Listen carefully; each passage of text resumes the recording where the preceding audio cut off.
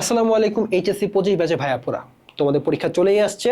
So আমরা হাজির হয়েছি তোমাদের এইচএসসি 25-25 সিরিজের আরেকটি ক্লাস নিয়ে। তোমরা দেখতে পাচ্ছ পিছনে বোর্ডে লেখা আছে কেমিস্ট্রি প্রথম পত্রের প্রথম অধ্যায়, যেটা ফুল সিলেবাসের অন্তর্গত, বাট খুব একটা প্রাধান্য দেওয়া হয় না, তাই না? আমাদের চ্যাপ্টারটা বেশ ছোট।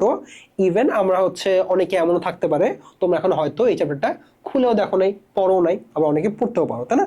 সো এখন আমরা এই ক্লাসটাতে খুবই ছোট্ট একটা ক্লাস হবে। আমরা খুবই ছোট করে দেখে নিব যে এই অধ্যায় থেকে যদি খুব কম পরিমাণে প্রশ্ন আসে এইচএসসিতে।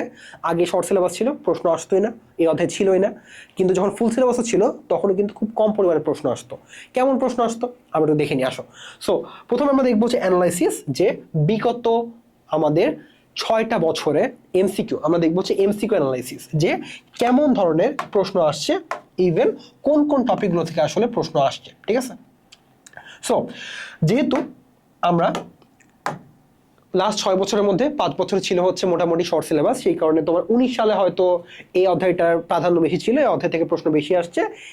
আর 5 বছরের মধ্যে এই অধ্যায় থেকে প্রশ্ন কম কম করে আসছে আর কি। ঠিক আছে? সো দেখো, প্রশ্ন আসছে 39টা প্রশ্ন আসছে আমাদের টাইপ 1 থেকে, ল্যাবরেটরি ব্যবহার নীতি এবং পরিমাপক যন্ত্র। ঠিক আছে? এই অধ্যায় থেকে আসলে এখান থেকে প্রশ্ন আসছে যে আমাদের ল্যাবরেটরির যে আমাদের যন্ত্রগুলো আছে, যন্ত্রগুলো ব্যবহারের নীতি কি এটা আমাদের জানতে হবে। কোন যন্ত্রটা কি কাজ করে, আমাদের বুলেট, পিপেট কোনটা কি কাজ করে, এটা আমাদের অবশ্যই জানতে হবে। ঠিক আছে?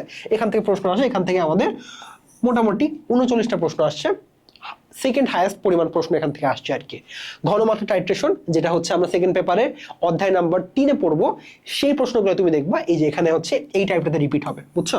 সো তুমি যদি দেখো যে তোমার প্রথম পত্রের ঘনমাত্রা টাইট্রেশন, তারপরে তোমার দ্বিতীয় পত্রের পরিমাণগত রসায়নের যে অধ্যায়টা ছিল সেখানে যে প্রশ্ন আসছে সেটা তোমার প্রথম পত্রে চলে আসে, তার মানে কি সেটা তোমার অধ্যায় নাম্বার 1 থেকে আসছে আর কি, ল্যাবরেটরি নিরাপদ ব্যবহার থেকে আসছে।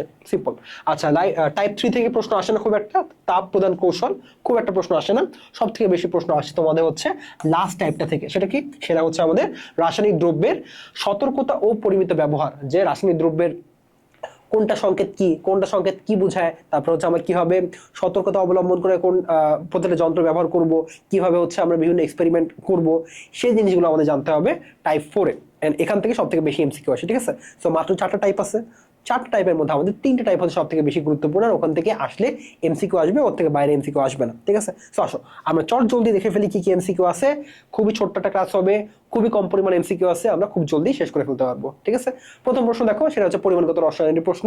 খুবই সিম্পল একটা প্রশ্ন, যে তোমাকে দেওয়া আছে 0.212 গ্রাম সোডিয়াম কার্বনেট, তারপরে তোমার কাছে ভরটা বলা আছে ডাব্লিউ উপরে দেওয়া আছে, এর 20 সেন্টিমিটার কিউব দ্রবণের শক্তিমাত্রা কত হবে? 20 সেন্টিমিটার কিউব বলা আছে, তাই না? কিন্তু আমরা কিসে জানি বলতো? আমাকে লিটারে এটা পরিমাপ করি না, বলো? আমরা পরিমাপ করি লিটারে, কিন্তু তোমাকে দেওয়া আছে 20 সেন্টিমিটার কিউব। সো আমাকে কিসে কনভার্ট করতে হবে বলো? আমাকে প্রথমে 20 সেন্টিমিটার কিউবে নিয়ে যেতে হবে ডেসিমিটার কিউবে, তাই না? ডেসিমিটার কিউবে নিয়ে যেতে পারলে আমার কি হবে? তখন লিটারে সহজে কনভার্ট করতে পারবো, তাই না? সো বলো, লিটারে কনভার্ট করতে গেলে আমার কি করতে হবে? লিটারে কনভার্ট করতে গেলে আমাকে 1000 দ্বারা ভাগ করতে হবে, তাই না? 1000 দ্বারা ভাগ করলে আমার কি হয়ে যাবে? 1000 দ্বারা ভাগ করলে আমার ডেসিমিটার কিউব অর্থাৎ লিটারে কনভার্ট হয়ে যাবে, তাই তো? লিটারে কনভার্ট হয়ে যাবে, তারপর আমি ইজিলি হিসাবটা করতে পারবো। শক্তিমাত্রা বের করতে বলছে, মানে কি? ঘনমাত্রা এসটা বের করতে বলছে, ঘনমাত্রা এসটা বের করতে বলছে। তাহলে এস এর ফর্মুলা কি? এস ইকুয়ালস টু 1000 ডাব্লিউ বাই এমভি, তাই না? 1000 ডাব্লিউ বাই এম 1000 ডাব্লিউ বাই এম ভি, যেখানে আমি ভিটা যেটা বসাই না, ভি কিসে বসাই বলো? ভি বসায় এমএল এ, তাই না? ভি বসায় এমএল এ। যেহেতু আমি ভিটা এমএল এ বসাই, সেই কারণে আমাকে সেন্টিমিটার কিউবে আসলে কোনো সমস্যা নাই, তাই না? আমার যদি লিটারে বসানো হতো তাহলে কি হতো? আমাকে 1000টা দেওয়া লাগতো না। আচ্ছা, ওসব বাদ, সিম্পল বিষয়, সেন্টিমিটার কিউব যেই কথা, এমএল সেই কথা, কোনো সমস্যা নেই। ঠিক আছে? তো যেরকম আছে আমরা সেরকমই বসাবো। সো আসো আমরা সবগুলো ভ্যালু বসাই দিই। 1000, তারপরে ডাব্লিউ মানটা কি দেওয়া আছে? ডাব্লিউ মানটা তোমার দেওয়া আছে 0.212, আর তোমার নিচে আছে এম এর মান আমার বের করতে হবে। সোডিয়াম, তার মানে তোমার 23 × 2, তারপরে তোমার কার্বন আছে একটা, তার মানে 14, প্লাস অক্সিজেন 3টা, 16 × 3 তোমার আসবে 108। 108 × 20 করলে আমরা দেখবো শক্তিমাত্রা আমাদের কি আসে। মোলারে আসবে, অবশ্যই মোলারে আসবে। 1000 × 0.212 নিচে তোমার আসবে হচ্ছে 108 ইন্টু 20 করলে আসবে হচ্ছে আমার 0.098 0.098 মোলার। সো বলো কাছাকাছি উত্তর কোনটা, সব থেকে কাছাকাছি উত্তর কোনটা? 0.098। কাছাকাছি উত্তর কোনটা হবে? অবশ্যই আমার কাছাকাছি উত্তর হবে হচ্ছে 0.1 মোলার, তাই না? উত্তর হবে হচ্ছে 0.1 মোলার, ঠিক আছে? উত্তর হবে হচ্ছে আমার 0.1 মোলার। ক্লিয়ার? ওকে। এরপরে প্রশ্ন বলছে নিচের কোনটি অদাহ্য পদার্থ যেটা হচ্ছে ফ্লেমেবল না? কোনটা ফ্লেমেবল না বলো? এই চারটার মধ্যে কোনটা ফ্লেমেবল না? আমরা জানি নাইট্রোজেনটা, তাই না? নাইট্রোজেনটা হচ্ছে আমাদের কি হয়? নাইট্রোজেনটা হচ্ছে প্রায় আমাদের কি, প্রায় হচ্ছে আইডিয়াল না বলো? নাইট্রোজেনটা হচ্ছে আমাদের প্রায় হচ্ছে আমাদের আইডিয়াল গ্যাসের মতো আচরণ করে, তাই না? সে হচ্ছে প্রায় আইডিয়াল গ্যাসের মতো, সে হচ্ছে আমাদের সরি সে হচ্ছে প্রায় ইনার্ট গ্যাস, তাই না? প্রায় ইনার্ট গ্যাসের মতো আচরণ করে, সেই কারণে আমাদের নাইট্রোজেনটা কি হয় না, মানে সে নাইট্রোজেনটা হচ্ছে অদাহ্য পদার্থ আমাদের, তাই তো? নাইট্রোজেন হবে হচ্ছে এখানে উত্তর, নাইট্রোজেনটা আমাদের হবে হচ্ছে অদাহ্য পদার্থ। আচ্ছা ঠিক আছে, তাকে হচ্ছে পুরানো যায় না। আচ্ছা এরপরে হচ্ছে নিচের কোন সেটটি তরলের আয়তন পরিমাপের জন্য উপযুক্ত নয়? প্রশ্ন কি বলছে? নয়, কিওয়ার্ডটা হচ্ছে নয়। আমাকে কোনটা হবে না সেটা বের করতে হবে। আচ্ছা কোনটা হবে না দেখো তো? পিপেট আর মেজারিং সিলিন্ডার তো অবশ্যই হবে। পিপেট আর বুলেট তো হবে, বুলেটটা হচ্ছে আমাদের স্কেল আছে না, তো আমাদের কি করতে পারি আমরা হচ্ছে আয়তন পরিমাপ করতে পারি। পিপেট ও বিকারে আমরা পরিমাপ করতে পারি, ওখানে স্কেল আছে, তাই না? আচ্ছা ওয়াশ বোতল ও ফানেল, বল ওয়াশ বোতল করা যায়? ওয়াশ বোতল কি হচ্ছে আমরা আয়তন পরিমাপ করতে পারি, তাহলে আয়তন পরিমাপ করতে পারি না, তার মানে কি হবে? উত্তর হবে হচ্ছে আমার ডি নাম্বারটা, তাই না? উত্তর হবে হচ্ছে ডি নাম্বারটা। আচ্ছা কোনটি প্রাইমারি স্ট্যান্ডার্ড পদার্থ? আমরা কিন্তু পরিমাণগত রসায়নে পড়ে আসছি, আমাদের শর্টকাটটা কি? সি বর্ণ থাকা মানে কি আমার হচ্ছে ওই যৌগের মধ্যে সি বর্ণ থাকা মানে কি সেটাই হবে হচ্ছে প্রাইমারি, তাই না? এই হচ্ছে আমার শর্টকাট। এক্সেপশন আছে, এক্সেপশন মাথায় রাখতে হবে। এক্সেপশনটা কি? এক্সেপশন হচ্ছে আমার HCl NaCl, তাই না? ক্লোরিন থাকলে সেটা কি হবে? সেগুলো হবে হচ্ছে আমার সেকেন্ডারি স্ট্যান্ডার্ড, তাই না? এটা হবে যে সেকেন্ডারি, বুঝছো? চলে আমরা কি জানলাম যে সি বর্ণ আমার ওই যৌগের মধ্যে সি বর্ণটা থাকলে কি হবে? সেটা হচ্ছে প্রাইমারি পদার্থ হবে আমার। HCl এক্সেপশন, তাই না? এক্সেপশন বলে এটা আউট, এটা আমার উত্তর হবে না। H2SO4 আমার কিন্তু এই যৌগের মধ্যে কোনো সি বর্ণ নাই, তার মানে এটা আমার হবে না। K2Cr2O4 পটাশিয়াম দেখো এর মধ্যে কি আছে আমার? সি আছে না? সি বর্ণটা আছে না? দেখছো এর মধ্যে কিন্তু আমার সি বর্ণটা আছে। পটাশিয়াম ক্রোমেটের মধ্যে কি আছে আমার সি বর্ণটা আছে, তার মানে কি হবে? উত্তর অবশ্যই হবে হচ্ছে আমার সি নাম্বারটা, ঠিক আছে? এটা তো আমরা পরিমাণগত রসায়নেই পড়ে আসছি। পলবুঙ্গি ব্যালেন্সের মাঝখানে শূন্য দাগ, সর্বডানে হচ্ছে 50, রাইডারের ওজন 5 গ্রাম হলে রাইডার ধ্রুবকের মান কত গ্রাম হবে? দেখো আমরা কিন্তু যদি আমরা এই চ্যাপ্টারটা পড়ে থাকি, না পড়লে সমস্যা নেই, এটা হচ্ছে খুবই ইজি। আমাকে হচ্ছে রাইডার ধ্রুবক বের করতে বলছে। দেখো আমাদের হচ্ছে ব্যালেন্স দুই ধরনের হয়, একটা হচ্ছে পলবুঙ্গি হয়, একটা হচ্ছে আমাদের সার্টোরিয়াস হয়, ঠিক আছে? একটা হচ্ছে আমাদের সার্টোরিয়াস হয়, একটা হচ্ছে আমাদের সার্টোরিয়াস, একটা হচ্ছে আমাদের পলবুঙ্গি। পলবুঙ্গিটা কেমন হয়? পলবুঙ্গি হচ্ছে আমাদের 0 থেকে শুরু করে দাগাঙ্কিত হয় 100 পর্যন্ত। আমাদের ওই যে নিক্তি যেটা আছে, দেখো আমরা বাজারে নিক্তি দেখছি না, এটা হচ্ছে আমাদের রাসায়নিক দ্রবণ পরিমাপে রাসায়নিক পদার্থ পরিমাপের নিক্তিকে আমরা বলি হচ্ছে, যেটা ব্যবহার করি সেটা হচ্ছে পলবুঙ্গি নিক্তি, অথবা হচ্ছে আমরা ইউজ করি সার্টোরিয়াস ইউজ করি। সার্টোরিয়াসের ক্ষেত্রে কি হয়? পলবুঙ্গি হয় হচ্ছে এমন, পলবুঙ্গি কেমন হয়?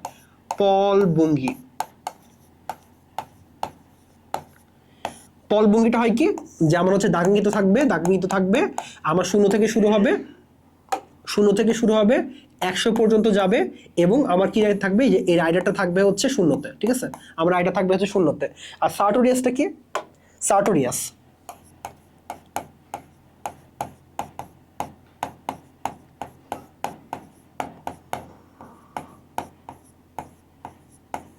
ওকে, সার্টোরিয়াসের ক্ষেত্রে কি হবে?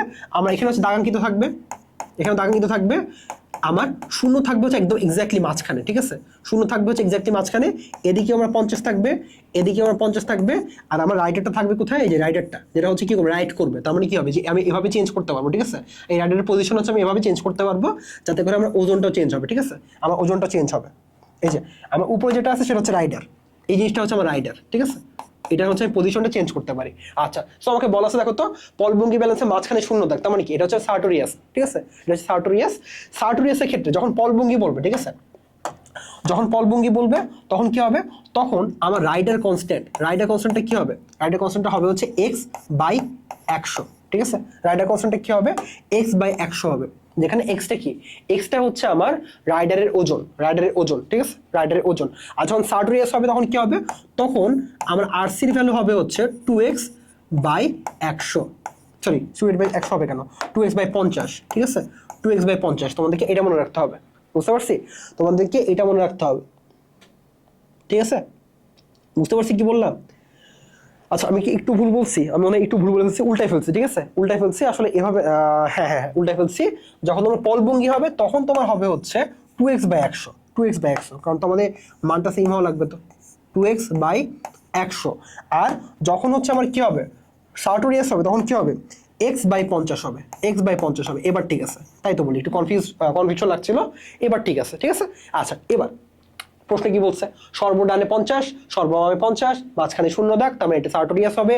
সার্টোরিয়াসের ক্ষেত্রে আমার কি হবে, রাইডার কনস্ট্যান্টের মান হবে x বাই 50, যেখানে x টা কি হবে, রাইডারের ভর, ঠিক আছে। আচ্ছা রাইডারের ভর অবশ্যই কি হওয়া লাগবে, গ্রামে হওয়া লাগবে। সো বলো, আমাকে বের করতে বলছে রাইডারের ভর, সরি আমাকে বের করতে বলছে রাইডার কনস্ট্যান্ট, তাহলে আরসি ইকুয়ালস টু কি হবে, প্রশ্নের আরসি ইকুয়ালস টু সেটা হবে হচ্ছে আমার x বাই 50। তোমার x এর মান কি দেওয়া আছে, x এর মান দেওয়া আছে 5 মিলিগ্রাম। 5 মিলিগ্রাম হলে কি হবে, 5 ইন্টু 10 টু দি পাওয়ার -3 গ্রাম হবে, -3 গ্রাম হবে, আর নিচে হবে 50।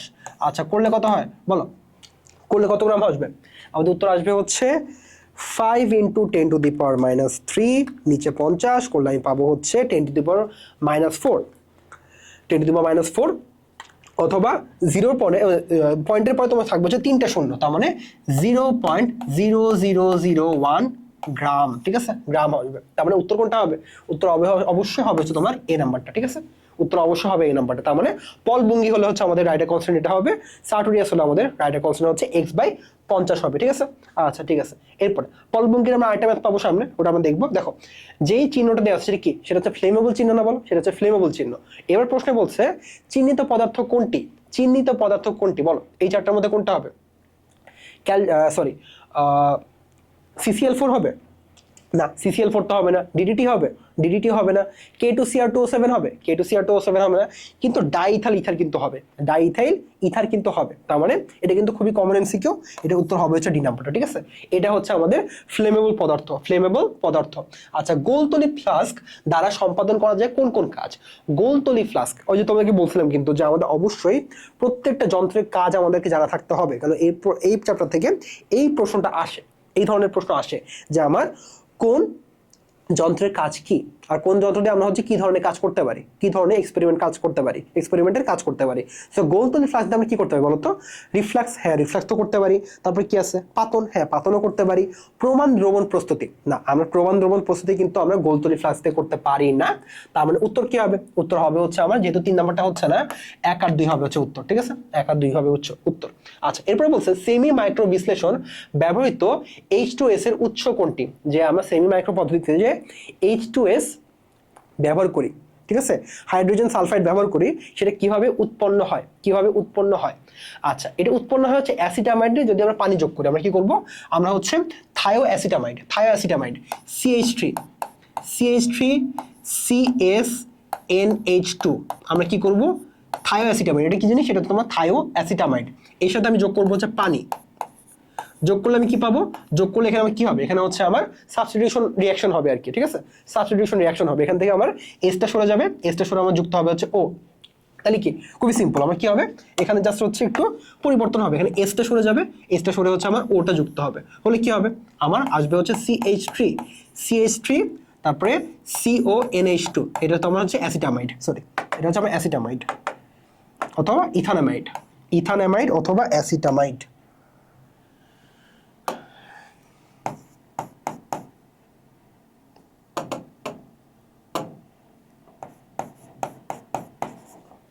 ঠিক আছে ওকে, CH3CONH2 প্লাস কি হবে H2S হবে, তার মানে যদি আমি H2S উৎপন্ন করতে চাই আমার কি কি লাগবে, এই যে আমি কি উৎপন্ন করলাম, আমি হচ্ছে H2S উৎপন্ন করলাম, করার জন্য কি কি লাগলো, আমার লাগলো হচ্ছে থায়োঅ্যাসিটামাইড অথবা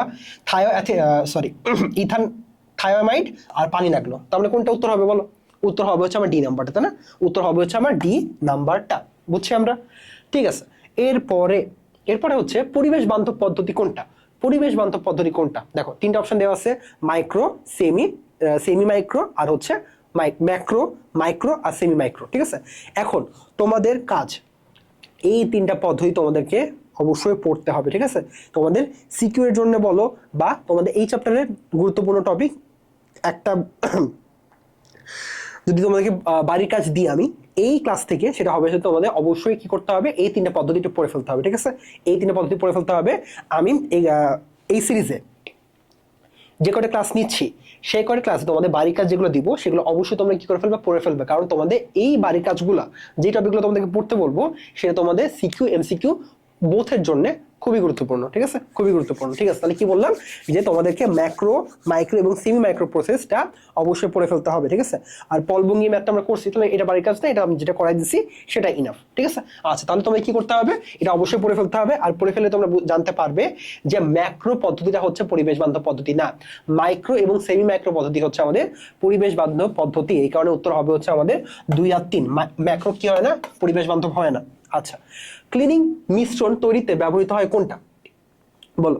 আমার প্রশ্ন বলছে ক্লিনিং মিশ্রণ, প্রশ্ন কি বলছে, ক্লিনিং মিশ্রণ তৈরিতে আমার কোনটি ব্যবহৃত হয়, বলো। ক্লিনিং মিশ্রণ তৈরিতে আমার কোনটি ব্যবহৃত হয়, বলো, কোনটি ব্যবহৃত হয়। আমার কিন্তু কোনটি ব্যবহৃত হয়, আমার কিন্তু পটাশিয়াম ক্রোমেট, হ্যাঁ পটাশিয়াম ক্রোমেট কিন্তু ব্যবহৃত হয়, ঠিক আছে। ক্লিনিং মিশ্রণ তৈরিতে আমার কিন্তু পটাশিয়াম ক্রোমেট ব্যবহৃত হয়। সালফিউরিক অ্যাসিডও কিন্তু ব্যবহৃত হয়, আমরা জানি সালফিউরিক অ্যাসিডও কিন্তু ব্যবহৃত হয়। কিন্তু ক্লিনিং মিশ্রণ যখন আমরা প্রস্তুত করি, আমরা জানবো যদি আমরা পড়ে থাকি, পানি কিন্তু ব্যবহৃত হয় না, ঠিক আছে। পানি কিন্তু ব্যবহৃত হয় না, ক্লিনিং মিশ্রণ তৈরিতে আমাদের পানি ব্যবহৃত হয় না। দ্যাট মিনস আমাদের উত্তর হবে হচ্ছে 1 আর 2, ঠিক আছে। উত্তর হবে হচ্ছে 1 আর 2, খুবই সিম্পলি 1 আর 2। আচ্ছা, ক্ষতিকারক পদার্থের চিহ্ন কোনটি, প্রশ্নে বলছে ক্ষতিকারক পদার্থের চিহ্ন কোনটি। সো বলো, ক্ষতিকারক পদার্থের চিহ্ন কোনটি, কোনটা কোনটা কোনটা, বলো বলো বলো। আমাদের কি এটা কিন্তু খুবই গুরুত্বপূর্ণ টপিক, যে আমাদের প্রত্যেকটা চিহ্ন তোমাদের বইতে অবশ্যই দেওয়া আছে, অবশ্যই দেওয়া আছে। ইভেন তোমাদের যদি সাপ্লিমেন্ট কেনা থাকে, যে কোনো জায়গায় সাপ্লিমেন্ট হোক, সেই সাপ্লিমেন্টে অথবা কোনো গাইড বুক হোক অথবা তোমাদের ফাইনাল মডেল টেক্সট বুক হোক, সেখানে অবশ্যই তোমাদের নোট করে দেওয়া আছে যে কোন চিহ্নের মানেটা কি, ঠিক আছে। কোন চিহ্নের মানেটা কি, কোন চিহ্ন কি মিন করে, সেটা অবশ্যই তোমাদের পড়ে ফেলতে হবে। প্রশ্ন বলছে ক্ষতিকারক পদার্থ চিহ্ন কোনটা, সেটা অবশ্যই আমরা জানি হচ্ছে সি নাম্বারটা, তাই না। সি নাম্বারটা হচ্ছে ক্ষতিকারক পদার্থের চিহ্ন আমাদের, তাই না। ওকে, ঠিক আছে। এরপরে পলভঙ্গির ম্যাথ চলে আসছে, পলভঙ্গির ম্যাথ চলে আসছে। ওকে, সো পলভঙ্গি ব্যালেন্সের বামে 0 থেকে ডানে 100, সেটা কোনটা বলো। এটা হচ্ছে পলভঙ্গিটা, তাই না, সার্টোরিয়াস না, এটা হচ্ছে পলভঙ্গি। আচ্ছা, ডান পাল্লায় নিম্নোক্ত ওজনের ওজন সমূহ দেওয়া হলো হচ্ছে, দেখো তো ডান পাল্লায় কি কি আছে, ডান পাল্লায় আছে হচ্ছে 5 গ্রাম প্লাস 2 গ্রাম প্লাস 20 গ্রাম, 20 মিলিগ্রাম, তাই না, 20 মিলিগ্রাম। আচ্ছা, এবং 10 মিলিগ্রাম ভরের একটি রাইডার, তাই না। রাইডার ইউজ করছে হচ্ছে 10 মিলিগ্রাম রাইডার দাগাঙ্কিত বিমের 20 নং দাগে স্থাপন করলে বস্তুটি ওজন আমাকে বের করতে বলছে, ডান দিকে যেটা আছে না, বাটখারা আছে না, যেখানে আমরা বাটখারা রাখি, সেখানে মানে বাটখারা রাখি হচ্ছে বাম দিকে, ডান দিকে হচ্ছে আমরা বস্তুটা ওজন করবো আর কি। সো ওজনটা আমাকে বের করতে বলছে। আচ্ছা, ওজনটা কি হবে, মোট ওজন কি হবে বলো। মোট ওজনটা হবে হচ্ছে টোটাল মাস, মানে আমরা এই যে এদিকে যে কয়টা হচ্ছে ভর বসালাম প্লাস কি হবে, প্লাস হবে হচ্ছে রাইডার কনস্ট্যান্ট ইনটু যে ঘর সংখ্যা আর কি। এখানে কি দেওয়া আছে, 20 দেওয়া আছে না, ঘর সংখ্যা 20 দেওয়া আছে না, সেই ঘর সংখ্যাটা আমরা এখানে বসাবো, ঠিক আছে। কারণ রাইডার কনস্ট্যান্টটা কি বসায় বলতো, রাইডার কনস্ট্যান্টটা আমাদেরকে বোঝায় যে এক ঘর পরিবর্তনের জন্য কি পরিমাণ ভর আমাদের বৃদ্ধি পাবে, এক ঘর পরিবর্তনের জন্য আমাদের কি পরিমাণ ভর বৃদ্ধি পাবে, সেটা হচ্ছে আমাদের রাইডার কনস্ট্যান্ট বলে দেয়। আচ্ছা, ঠিক আছে। সো এবার তাহলে আমাদের মোট ওজনটা কি হবে, টোটাল মাস কি দেওয়া আছে হচ্ছে 5 গ্রাম দেওয়া আছে, প্লাস দেওয়া আছে হচ্ছে 2 গ্রাম, প্লাস দেওয়া আছে হচ্ছে 20 মিলিগ্রাম, তাই না। 20 মিলিগ্রাম আছে না, ওটা আমরা নিয়ে যাবো হচ্ছে গ্রামে, তার মানে 20 ডিভাইডেড বাই 1000 গ্রাম, ঠিক আছে, 1000 গ্রাম। প্লাস কি হবে আরসি, রাইডার কনস্ট্যান্ট, যেহেতু এটা কি পলভঙ্গি না, তাহলে কি হবে, এটা হবে হচ্ছে 2x বাই 100, তাই না, 2x by 100 2 into x, x এর মান কি, এক্স এর মান হবে হচ্ছে আমার, এক্স এর মান কি দেখো তো, এই যে 10 মিলিগ্রাম আছে, এটা হচ্ছে আমার এক্স এর মান, তাহলে কি হবে 10 ইন্টু 10 টু দি পাওয়ার -3, আমি গ্রামে নিয়ে যাবো, ডিভাইড বাই 100 হবে। এটা হচ্ছে রাইডার কনস্ট্যান্ট ইন্টু 20 দাগ সংখ্যা, ঠিক আছে, দাগ সংখ্যা। সো এটাই হবে হচ্ছে আমার মোট ভর, ঠিক আছে, করে দেখি কত আসে, আমরা করে দেখি আমাদের কত আসে, ঠিক আছে।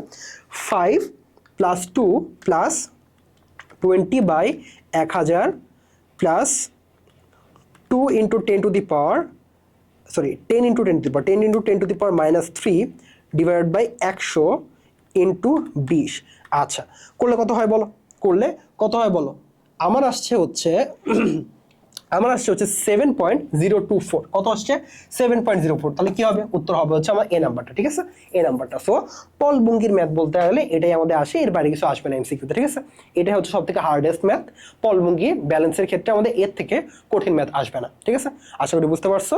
এরপরে দেখো চলে আসছে হচ্ছে আমাদের পরিমাণগত রসায়নের ম্যাথ।